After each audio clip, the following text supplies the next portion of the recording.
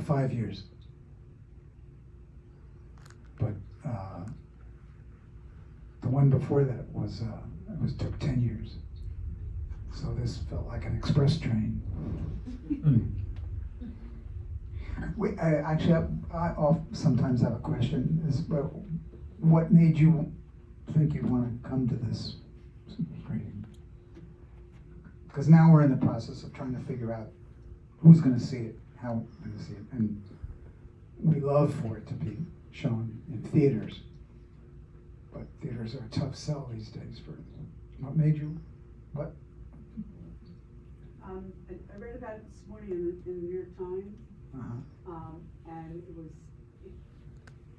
seemed that they were saying it was more about being seniors living in the Hudson Valley, and we've been up in the Hudson Valley from here for the last 4 years. It was like, oh, let's go back down to the city and see it.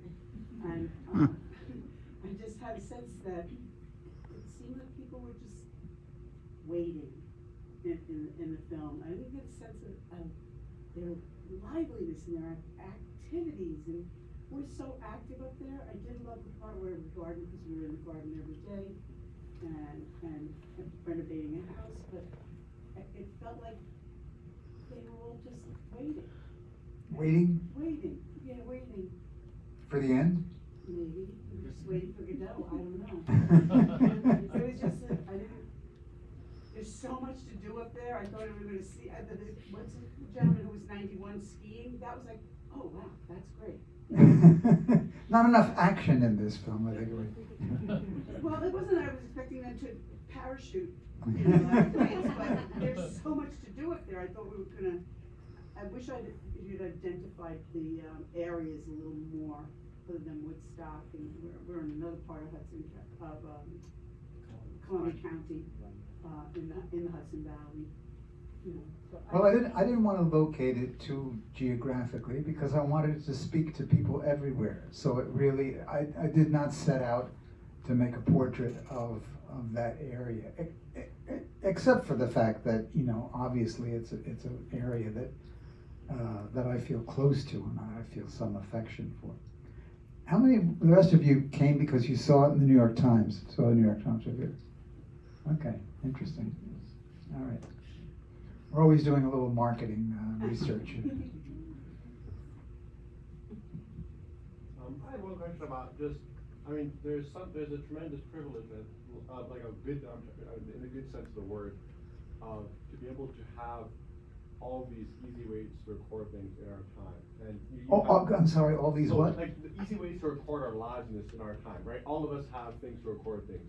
You kind of have this unique thing as a filmmaker your entire life. You've been recording things and you intentionally record people. But one thing I've realized is, like with my family, it's easy for me to get lots and lots of photos that end up in the cloud somewhere, but it doesn't mean that you end up, let's say, taking the time to really interview an older relative about more meaningful things. So you can have a lot of, nice pictures, but I realize that even with that, you don't get that. So kind of my question is, like, as someone who's been, recording your family members throughout your life, what kind of advice do you give for, those of us, like, I think about older relatives.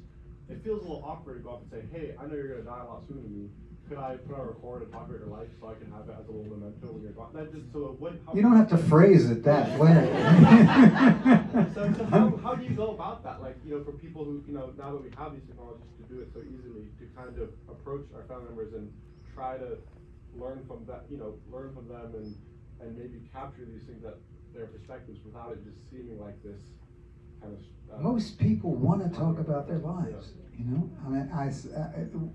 we allude to it in the film of this idea of memoir, and Danny thinks that everybody wants to, we want to get it out there. So I mean, I haven't met your relatives, but I'd be very surprised if they would balk at the idea of telling you, where they're from and what their childhoods were like.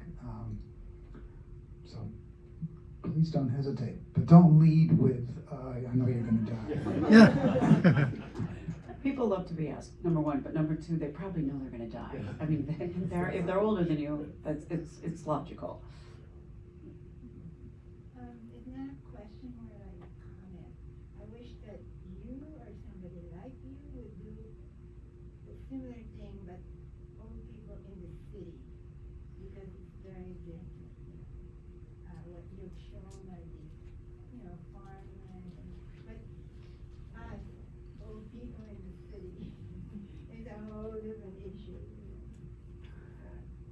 Yeah, well, I'm not a city boy. It doesn't speak to me. I mean, I was born in Brooklyn, but we left. I was 5 years old when we left, so it's the country that's meaningful to me. I mean, this is a film that Emmet may make someday, but I couldn't make that film. No, I didn't mean that you should have made that. I totally appreciate it. I just wish I didn't have to look. Yeah. Well, you probably know because you're such a. What films about would evoke city life in similar ways that we did this? Is there any? I have to think about it. I'll make a list and give it to you after. Put 'em on the spot. But there's a. I think it's what it really is. What you grow up with and what's in your bones. There was an ad, I think in the 80s or 90s. It was a Hertz ad, and the announcer said he was addressing a woman in the city and said, Gladys, for just $39.95 a day, you can have a Hertz vehicle, and that will give you access to incredible natural sound. You'll have clear mountain streams, you'll have fields of flowers, you have access to all the wonders of nature. And Gladys interrupts him and says, Mr. Announcer, and he says, yes. This nature that you're talking about, he says, yes. Is there parking? So I think, it depends on what hit you in an early age. I thought your movie was incredibly funny, and I really appreciated that because it reminded me a lot of my Bubby and Zadie and that sort of very Eastern European Jewish sense of humor around mortality. Was that something that you set out as a framework for it, or is that just because you have a lot of incredibly funny friends? Picking funny friends is part of it, and I guess unfortunately eliminating those who are not so funny. Painful though that is. Fortunately, they were my friends, and Emmet could be more ruthless and saying, "No, this is going." But yeah, I mean, you have to have characters that may not necessarily be funny, but they have to have some kind of vibrance. They have to have something that makes them jump out of the screen.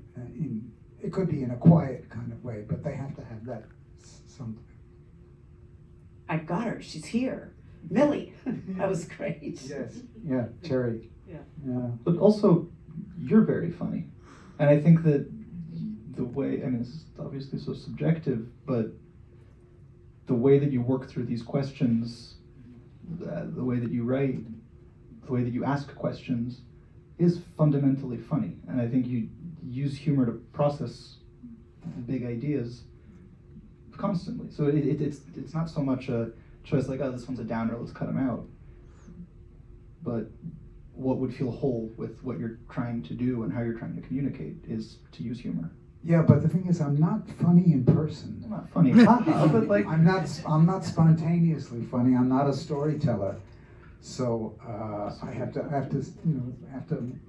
mull it over and tweak it and figure it out. But the film is funnier than I am. You definitely